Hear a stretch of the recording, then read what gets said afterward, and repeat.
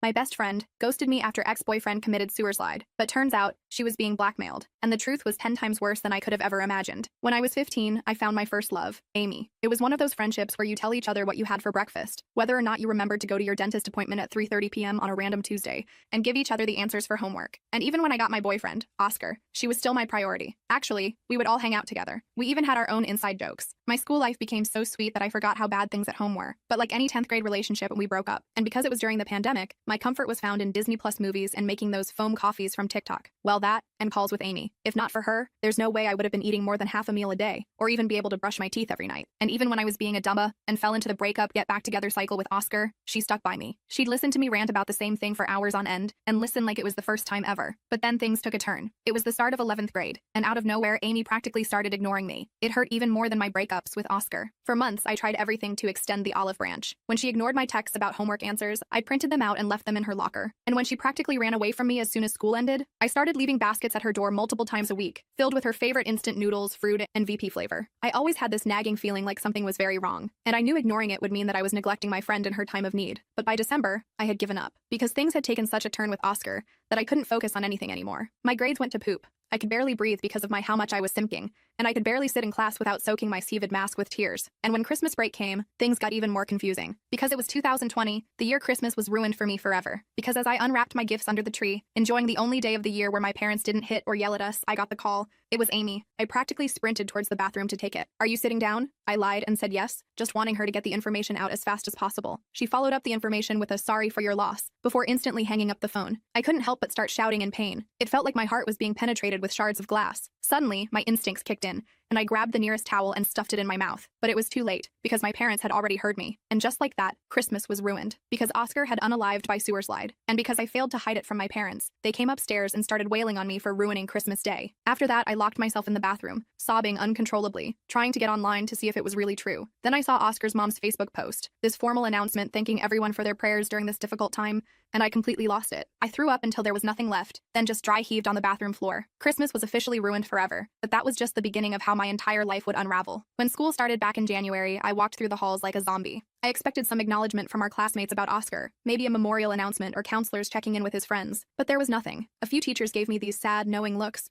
but no one actually said anything. It was like everyone was pretending he never existed. I kept checking my phone, hoping Amy would text me something, anything more about what happened. How did he do it? Did he leave a note? Why hadn't anyone seen it coming? The questions kept circling in my head with no answers. One day I spotted Amy in the cafeteria sitting with some people I barely recognized. I practically ran over, desperate for information, but the second she saw me, she grabbed her tray and left. The other kids at the table gave me these weird looks, like I was contaminated. I stood there feeling like a complete idiot, tears welling up again. A girl I didn't know whispered something about me being the crazy ex, loud enough for me to hear. I skipped the rest of my classes that day and hid in the stadium bleachers, smoking until I couldn't feel anything. That weekend, Marcus dropped a bombshell at dinner. His daughter Zoe from his first marriage was moving in with us, temporarily, because of problems at her mom's. But the way he looked at me when he said it made it clear she was actually coming to spy on me or something. "Maybe having another girl around will help with your attitude problem," he said, smirking like he'd just solved everything. I wanted to scream that my attitude problem was actually grief, but I knew better than to talk back. Zoe arrived the next day with approximately 50 boxes of stuff for a temporary stay. She was a year older than me and immediately acted like she owned the place. My mom gave her the spare room next to mine,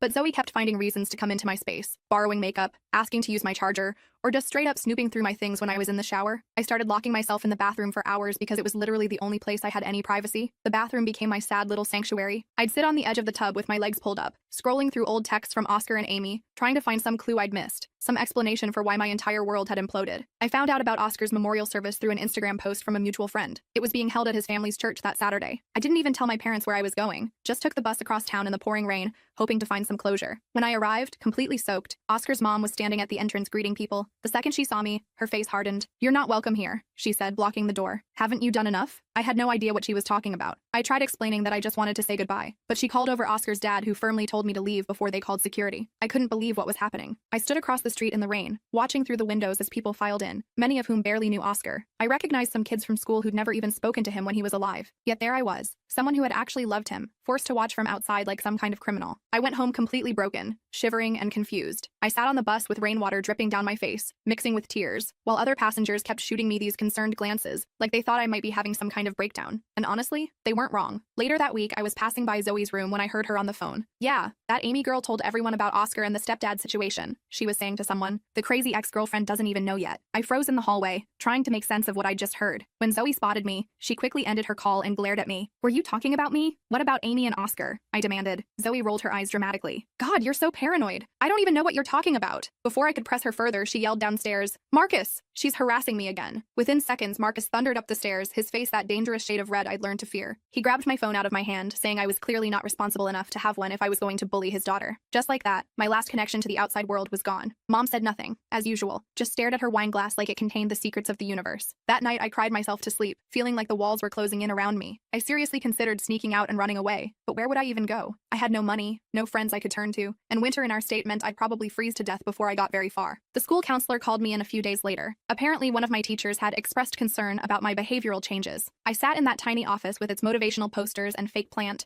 while Ms. Patel asked gentle questions about how I was processing Oscar's death. After 15 minutes of me giving one-word answers, something in me just snapped. I started talking and couldn't stop. About Oscar, about Amy ghosting me, about how nobody would tell me what happened or why everyone was treating me like I had done something wrong. I was crying so hard I didn't notice Ms. Patel's expression changing from sympathy to concern as she stared at my arms. I'd rolled up my sleeves without thinking, revealing the bruises from where Marcus had grabbed me during our last discussion about my attitude. "Nora, how did you get those bruises?" she asked, her voice shifting to this careful, neutral tone they must teach in counselor school. I immediately pulled my sleeves down, mumbling something about falling during gym class. But Ms. Patel wasn't buying it. She started asking these pointed questions about my home life, and before I knew it, there was talk about mandatory reporting and safety assessments. I panicked, begging her not to call home, knowing it would only make things worse. But the machinery had already started, this whole investigation I never asked for, bringing even more chaos into my disaster of a life. By the end of the day, I was sitting in the principal's office while some lady from Child Protective Services explained that I would be staying with a relative while they looked into some concerns. My Aunt Tess was my mom's younger sister who'd always been the cool aunt, bringing me banned books and feminist t-shirts that Marcus accidentally threw away. She lived in an apartment about 30 minutes away with her 2 cats and a seemingly endless collection of vintage band posters. When she picked me up from school that day, she didn't bombard me with questions like I expected. She just said, "My place isn't fancy, but there's ice cream in the freezer and nobody's going to yell at you there." I actually slept through the night for the first time in months. I woke up to the smell of pancakes and coffee,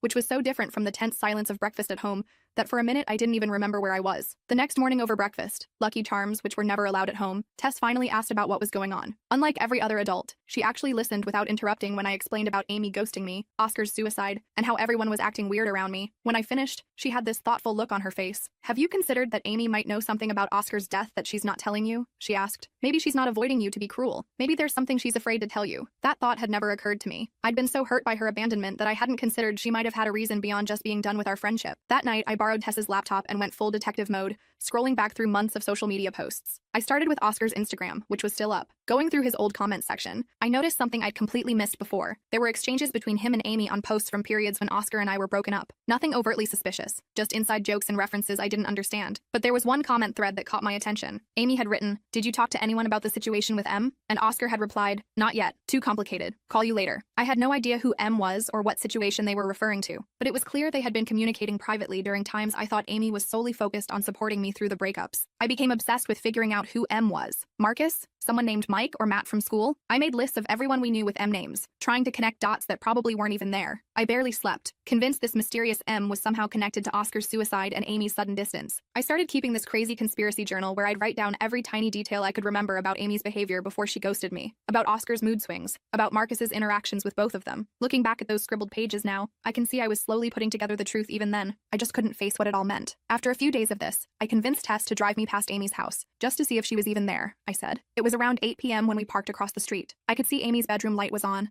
the familiar glow of her star-shaped lamp visible through the curtains. Telling Tess I'd be right back, I approached the house, heart pounding so hard I thought it might burst through my chest. Before I could even ring the doorbell, the door opened, and Amy's mom stood there, looking absolutely terrified. "You can't be here," she whispered, checking over her shoulder like someone might be listening. "It's not safe for any of us." She started to close the door, but I stuck my foot in, desperate. "Please, Mrs. Reyes, I just need to know what's going on. Why won't Amy talk to me? What happened to Oscar?" Her eyes widened at Oscar's name. "Go home, Nora. For your own good. Amy can't help you." She pushed harder against the door until I had to remove my foot or risk breaking toes. I walked back to Tess's car in a daze, my concern for Amy transforming into real fear. Whatever was happening was clearly bigger and more dangerous than teen drama. The next day at school, I cornered Taylor, Amy's lab partner, in the bathroom between classes. Taylor had always been friendly enough, though we weren't close. "I need to talk to you about Amy," I said, blocking the door so she couldn't leave. Taylor looked nervous, glancing around like someone might overhear us even though we were alone. "I don't know anything," she said automatically. "Bullshit. You guys have been working together all semester. She must have said something about why she's avoiding everyone." Taylor fidgeted with her bracelets, clearly uncomfortable. "Look, I probably shouldn't tell you this, but Amy wasn't just avoiding you. Before she went all weird and quiet, she told me she was trying to gather evidence against someone. Someone she said was predatory. She seemed really scared." My mind immediately flashed to the mysterious M from Oscar's Instagram. "Did she say who?" I pressed. Taylor shook her head. "She wouldn't give me a name, just said it was someone with power who could hurt people she cared about if she didn't handle it carefully. Then she stopped talking to me too." The bell rang, and Taylor used my momentary distraction to squeeze past me and escape. I stood there in the bathroom, my mind racing with horrible possibilities. I skipped my next 2 classes, just sitting in a bathroom stall trying to piece together what Taylor had told me with the weird fragments I already had. The words predatory and someone with power kept echoing in my head, making me feel sick to my stomach every time I thought about what they might mean. That night, I remembered something. Oscar and I had shared passwords during one of our "we'll be together forever" phases. On a hunch, I tried logging into his email using the password we'd created, his dog's name plus the year we met. Amazingly, it worked. I felt a little guilty snooping through his private messages, but I needed answers. Most of it was boring school stuff, gaming forums, and Netflix notifications. Then I found a folder labeled simply M in his archived items. Inside were dozens of emails between Oscar and an account I recognized immediately. It belonged to Marcus, my stepdad. My blood ran cold as I started reading. The exchanges started innocently enough, Marcus complimenting Oscar on a baseball game, offering advice about college applications, but they quickly evolved into something more sinister. Marcus asking Oscar for favors, making inappropriate comments about pictures Oscar had posted online, then escalating to veiled threats about our special arrangement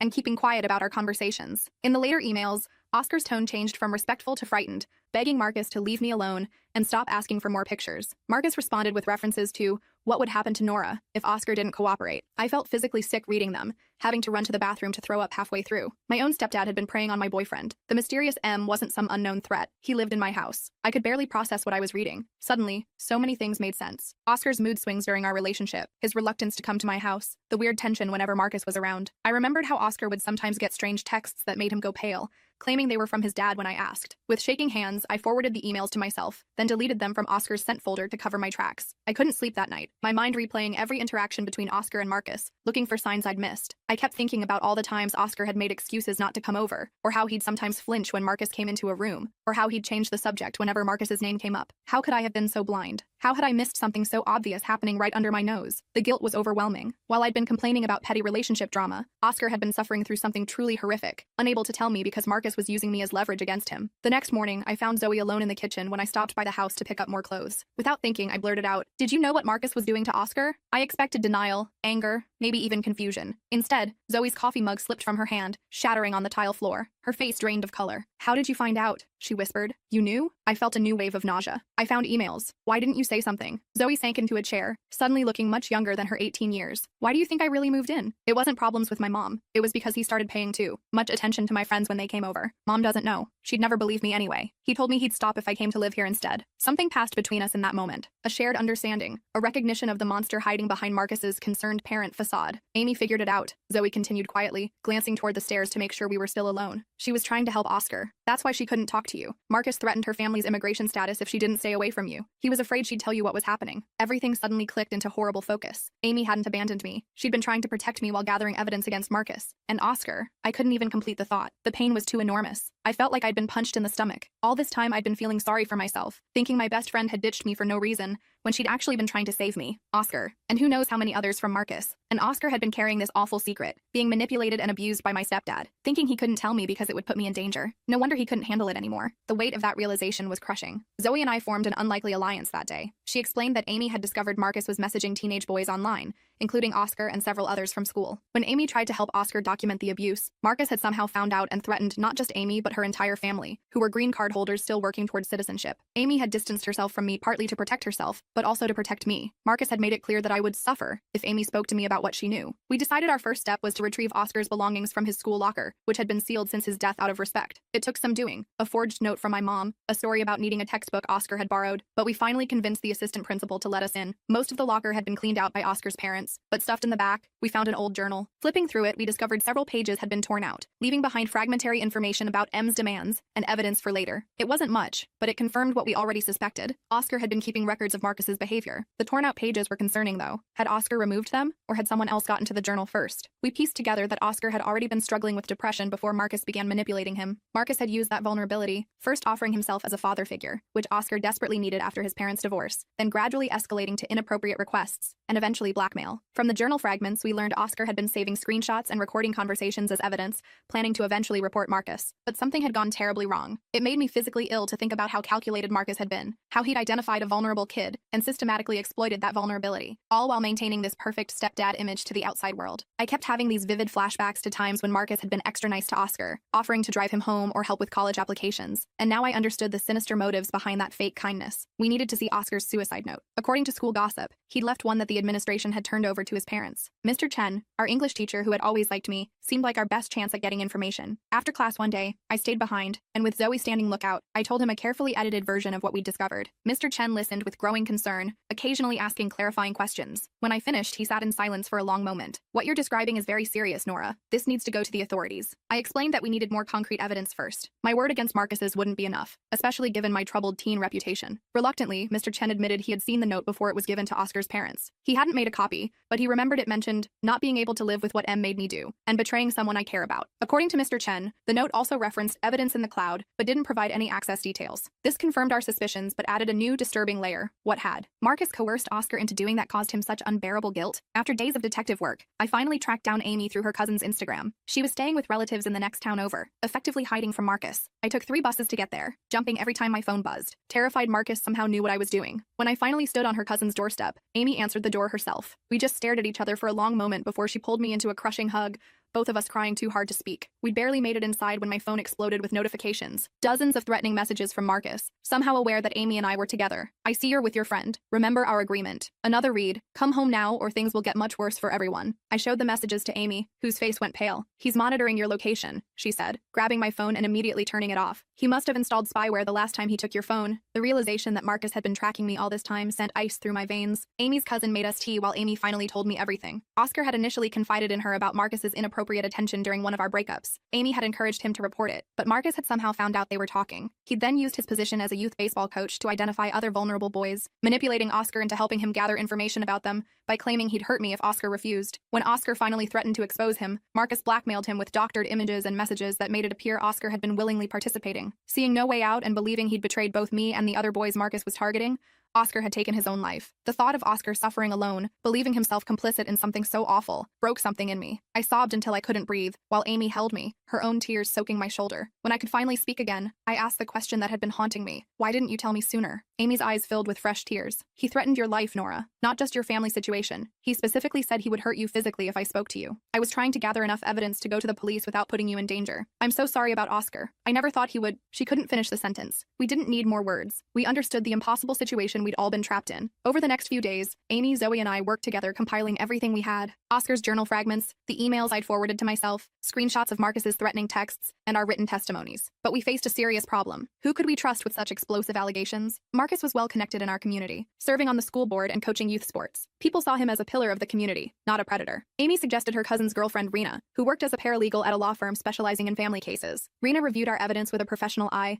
helping us organize it chronologically and explaining what would likely happen if we went to the police. I'm not going to sugarcoat this, she told us, spreading our documents across her dining table. He's going to have supporters who won't believe you. People will say you're making it up for attention, or because you're angry teenagers, or because you want to explain away Oscar's suicide. You need something more concrete, ideally recordings or recent messages that clearly show his behavior. We decided to set up a sting operation using Zoe's phone, which Marcus didn't monitor. We crafted careful messages designed to get Marcus to reveal his pattern of behavior, with Zoe pretending to have a friend he might be interested in. It was risky and made us all feel dirty, but we needed irrefutable evidence. I remember sitting with Amy and Zoe drafting these messages, trying to think like Marcus, to anticipate how he would respond. It was one of the most disturbing things I've ever done, deliberately playing into the mindset of a predator to try to catch him. We would type something, then delete it, then try again, our hands shaking the whole time. I kept running to the bathroom to throw up, the whole situation making me physically ill. Our plan went completely sideways when my mom found our evidence folder, which I'd hidden in my old dollhouse at home. I thought it was the perfect spot. Mom never came into my room, and Marcus considered dolls too childish to bother with. But she was, looking for her missing earrings and stumbled across everything. everything. Instead of coming to me first, she confronted Marcus. By the time I found out what happened, he had already destroyed key pieces of evidence and thrown me out of the house, telling my mom I was mentally unstable and making up stories for attention because I couldn't handle Oscar's suicide. Mom, as always, chose to believe him over me. Suddenly homeless and desperate, I moved in with Amy's family, who welcomed me despite their own fears about immigration consequences. Marcus, meanwhile, began a smear campaign at school, telling anyone who would listen that I was having a psychotic break and inventing wild accusations. Several classmates who had been friendly before now avoided me in the halls, whispering behind their hands as I passed. School became unbearable, but we couldn't stop attending without raising more red flags. We finally gathered our courage and what evidence remained to go to the police. The officer who took our statement was an older man named Higgins, who, as our luck would have it, played in a bowling league with Marcus. He listened with thinly veiled skepticism, making notes while occasionally throwing glances at the clock. When we finished our story, he sighed deeply. Look, girls, these are very serious accusations against a respected member of the community. Without more substantial evidence, it's going to be difficult to proceed. Are you sure you're not just confused about some things? Grief can make people see connections that aren't really there. We left the station feeling completely defeated. The system that was supposed to protect us seemed designed instead to protect people like Marcus, adults with connections and reputations. I felt like we were screaming into a void, our voices too small to be heard over the din of adult authority and established power structures. It was like being trapped in one of those nightmares where you try to scream, but no sound comes out, and meanwhile the monster gets closer and closer. It wasn't until Mr. Chen connected us with Detective Rivera from the Special Victims Unit that we found someone who actually took us seriously. Unlike Officer Higgins, Detective Rivera specialized in crimes against minors and didn't automatically dismiss us because of our age. She listened carefully to our story, taking detailed notes and asking thoughtful questions. When we finished, she looked at us with genuine concern. "I believe you," she said simply, and those 3 words nearly broke me all over again. "But," she continued, "belief isn't enough in the legal system. Without more concrete evidence, it will be very difficult to build a case that the district attorney will pursue." She explained our options, none of which seemed good. Then she said something that changed everything. "There is another way, but it's difficult and potentially risky. We could set up a controlled confrontation, you wearing recording devices with officers nearby for protection." The thought of facing Marcus while wearing a wire terrified all of us, but Detective Rivera assured us she wouldn't let anything happen to us. After hours of discussion and more than a few panic attacks, we agreed it was our only option. The confrontation happened at a public park, neutral territory where officers could watch from a distance without being obvious. Detective Rivera had us wear small recording devices hidden under our clothes, with a code word to use if we felt unsafe at any point. Zoe agreed to lead the conversation, since Marcus would be least suspicious of her. We sat at a picnic table trying to look casual while my heart threatened to pound right out of my chest. When Marcus arrived, looking annoyed about being called to a family meeting, I nearly lost my nerve. He sat down heavily across from us, eyes narrowing as he noticed Amy. "What's she doing here?" he demanded, jerking his chin in Amy's direction. I thought I made myself clear about that friendship. Zoe, showing courage I never knew she had, looked him straight in the eye. "We know what you did to Oscar, Dad, and to those other boys. We have the emails." Marcus's face underwent a remarkable transformation, from confusion to anger, to a calculated calm that was somehow more frightening than rage. "I don't know what you think you know, but you're clearly confused." Oscar was disturbed. "He killed himself because he couldn't handle his own problems." "Like the problem of you threatening him?" I asked, amazed my voice didn't shake. "Or the problem of you making him help you find other boys?" Marcus leaned forward, his voice dropping to a menacing whisper. "You need to stop talking right now. You have no idea what kind of trouble you're making for yourselves. No one will believe you over me. I'm a respected coach, a business owner. You're just troubled teens looking for attention." "We have evidence," Amy said, sliding her phone forward to show him one of the emails. "Not just about Oscar, about all of it." For a moment, Marcus looked genuinely panicked. Then his expression hardened. "Evidence can disappear. Phones can break. Accidents happen. Is that really a road you want to go down?" He was threatening us, clear as day, but in words carefully chosen to maintain plausible deniability. Zoe pressed further. "What about those pictures you asked Oscar to send? Or the ones you asked him to help get from other boys? Did those disappear too?" Marcus's control slipped just enough. "Those were freely given. No one was forced to do anything. Besides, Oscar helped set all that up. If he hadn't killed himself, he'd be just as guilty as you're trying to make me out to be." There it was, the admission Detective Rivera needed, captured on our hidden recorders. Marcus had just acknowledged the existence of inappropriate pictures, and Oscar's involvement under his direction. The rest of the conversation was a blur of Marcus alternating between threats and attempts to gaslight us, but we'd already gotten what we needed. When we used our code word, officers moved in, not to arrest Marcus yet, but to ensure we could leave safely. The case against Marcus wasn't perfect. The legal system rarely delivers perfect justice, especially in cases like this. But Detective Rivera built enough of a case that the district attorney agreed to press charges, which led to investigations into other potential victims. When news of the arrest went public, several other boys came forward with similar stories, strengthening the case considerably. My mom's reaction was exactly what I'd expected. Initial disbelief, then anger at me for destroying our family, and finally, when faced with undeniable evidence, a broken acceptance that she'd been married to a monster. Our relationship remains complicated. She's in therapy now, trying to understand how she missed the signs, but sometimes I still catch her looking at me like I'm the one who created this mess. The school community eventually learned the truth, with reactions ranging from shocked support to victim-blaming conspiracy theories. Some parents pulled their kids from teams Marcus had coached, suddenly remembering uncomfortable interactions they'd previously dismissed. A few of of Marcus's adult friends tried claiming we were lying for attention, but they quieted down as more victims came forward. Amy and I rebuilt our friendship, stronger for having survived something that could have permanently broken us. We still have moments where the guilt overwhelms us both. Could we have saved Oscar if we'd done something differently? But we're learning to forgive ourselves for being teenagers faced with an impossible situation created by an adult who should have protected us. About a month after Marcus's arrest, Oscar's parents reached out through their lawyer, asking to meet. The meeting was awkward and tearful, with his mom explaining that Marcus had convinced them I was somehow responsible for Oscar's depression. They apologized for shutting me out of the memorial service, showing me cards and pictures I hadn't been allowed to see. Together with Oscar's friends, we created a memorial garden at school, a quiet space with a bench where we sometimes sit and imagine the life Oscar should have had. I moved in with my Aunt Tess permanently while finishing high school, away from the house where so much damage had been done. Some days are still impossibly hard. I have nightmares, panic attacks, and moments where grief hits me like a physical blow. But I understand now what Amy knew all along. Sometimes pushing someone away is the most desperate form of protection. The three of us, Amy, Zoe, and I, formed a survivors club of sorts, meeting weekly to check in and remind each other that none of this was our fault. We're learning that healing isn't linear and justice isn't perfect, but telling the truth, no matter how painful, sets you free in ways nothing else can. Marcus is awaiting trial, and whatever happens in court, we know we've already won the most important battle, breaking the silence that protected him. I'm applying to colleges now, looking at programs in psychology and victim advocacy. And I don't know if I'll ever fully heal from what happened, but I'm determined to use my experience to help others. Last week, I visited Oscar's grave for the first time since the funeral I wasn't allowed to attend. I brought his favorite candy and told him everything that had happened. I like to think he heard me, that he knows now he wasn't responsible for what Marcus did to him. Most importantly, I told him he wasn't alone anymore, that the truth had finally come out, and it had set all of us free.